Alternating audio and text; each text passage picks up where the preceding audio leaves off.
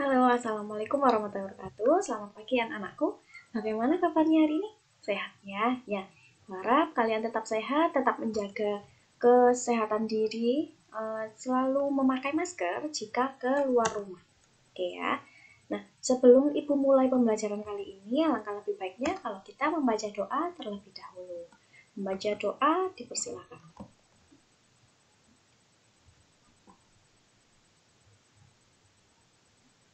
Selesai ya? Oke. Nah, langsung saja Ibu bahas ke tema 6, subtema 3 dengan pembelajaran 3 dan 4. Kemarin pembelajaran 1 dan 2 membahas apa saja?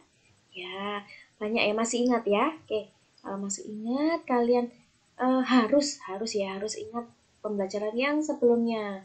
Karena apa? Karena di materi yang berikut-berikutnya masih akan tetap dibahas. Oke ya. Selanjutnya adalah tujuan pembelajaran. Nah, tujuan pembelajaran di sini ada berapa? Ada 4. Oke, 4 ya. Yang pertama akan Ibu bahas adalah mengidentifikasi simbol sila ketiga Pancasila. Kemarin sudah dibahas ya. Apa itu simbol sila, kemudian bunyinya seperti apa, kemudian lambangnya apa, sedangkan ya. Oke, nah kemudian yang kedua adalah mengidentifikasi ciri-ciri karya seni 3 dimensi dari bahan lunak. Mengidentifikasi alat dan bahan yang digunakan dan cara penggunaannya, serta langkah-langkah membuatnya. Kemudian yang ketiga adalah mengidentifikasi kalimat yang merupakan tanggapan terhadap ungkapan perintah.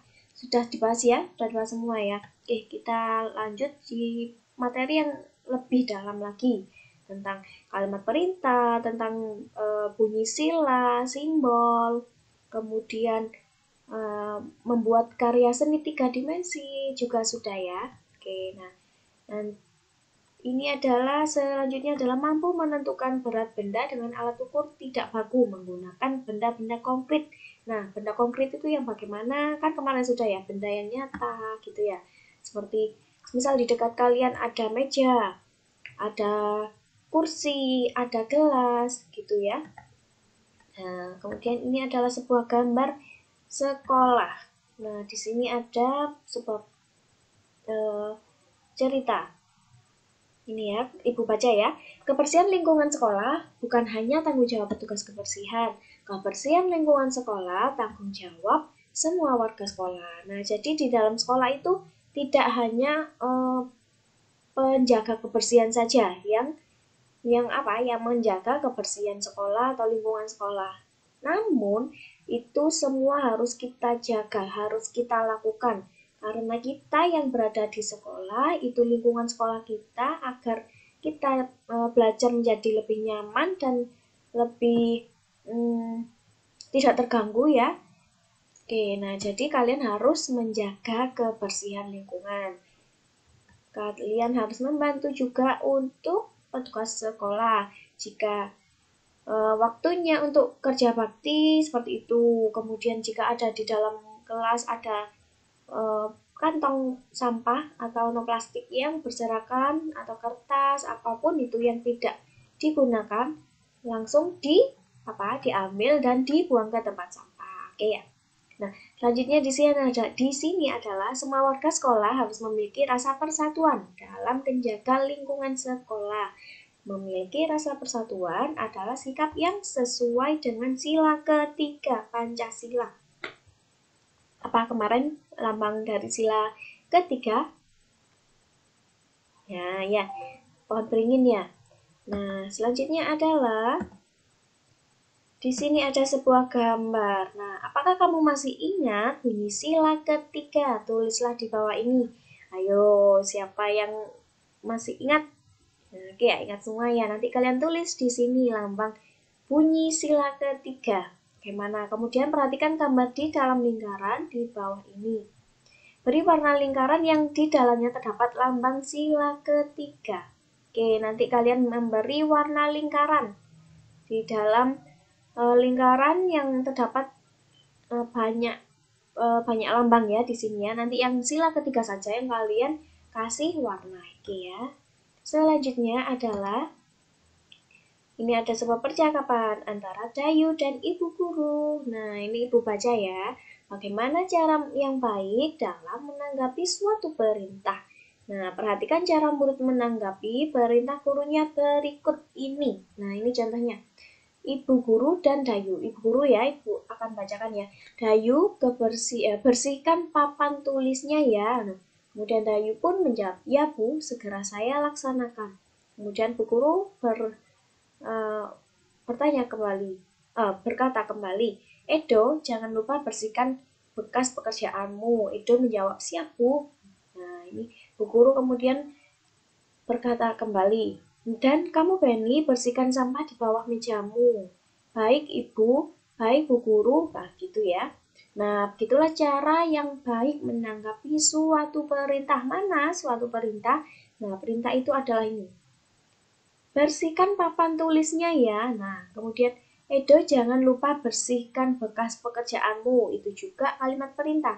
Ini selanjutnya adalah, dan kamu Benny bersihkan sampah di bawah mejamu. Itu adalah contoh kalimat perintah. Nah, kemudian kalimat tanggapannya seperti apa, Bu? Nah, ini kalimat tanggapannya adalah yang ini. Ya, Bu, segera saya laksanakan. Kemudian siap Bu, baik Bu Guru. Nah, itu adalah contoh kalimat tanggapan. Oke ya. Nah, begitulah cara yang baik untuk menanggapi suatu perintah. Apalagi jika yang memerintah orang tua kita, kita harus menanggapinya dengan santun, dengan sopan ya. Biasakanlah menanggapi perintah siapapun dengan santun. Nih, harus dicontoh. Nah, selanjutnya adalah di sini kalian disuruh menyusun kata-kata menjadi kalimat perintah. Setelah tersusun, buatlah kalimat tanggapannya. Nah, di sini nanti kalian harus menyusun menyusun kata yang telah terpotong-potong dan tidak berurutan atau acak ya. Nanti kalian isi di sini. Nah, ini ada contohnya, sampah pada buanglah tempatnya Ani. Nah, berarti di sini adalah kalimat perintahnya bagaimana? Ani, buanglah sampah pada tempatnya.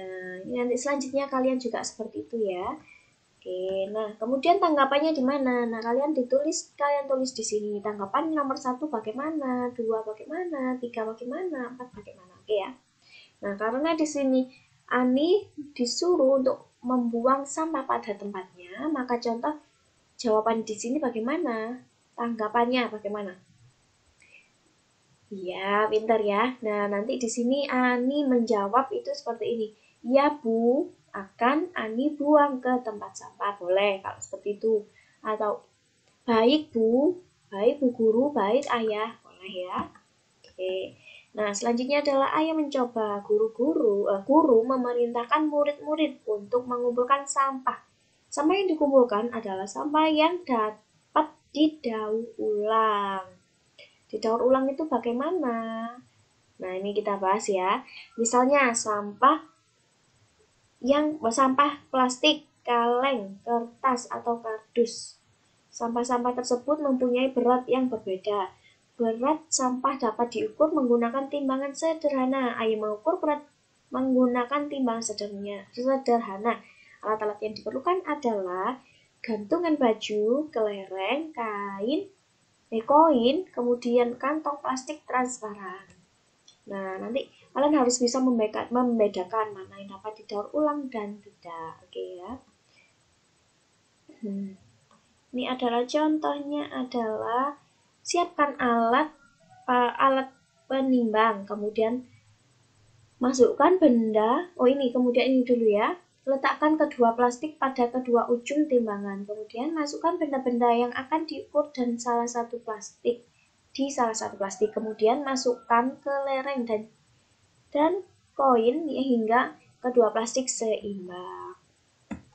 Nih, selanjutnya adalah catatlah beberapa kelereng dan koin diperlukan sampai seimbang. Lalu timbang juga benda-benda lain dan dicatat di sini. Oke ya. Nah, kamu sudah tahu cara mengukur berat badan dengan timbangan sederhana. Dari hasil pengukuran di atas, apa yang paling berat dan apa yang paling ringan. Nanti kalian tulis ya.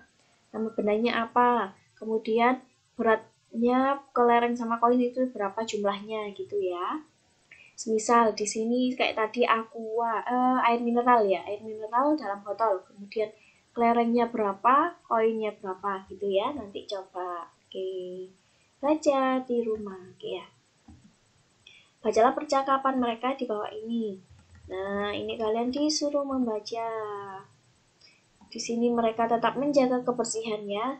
Tidak usah Ibu baca ya. Oke, langsung saja Ibu bahas.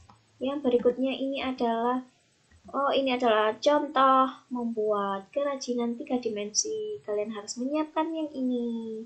Cat air, kemudian bahan 3 dimensi yang telah kalian buat atau tanah liat kemarin. Nah, ini adalah beberapa contoh dan langkah-langkahnya. Nanti ada di buku paket ya.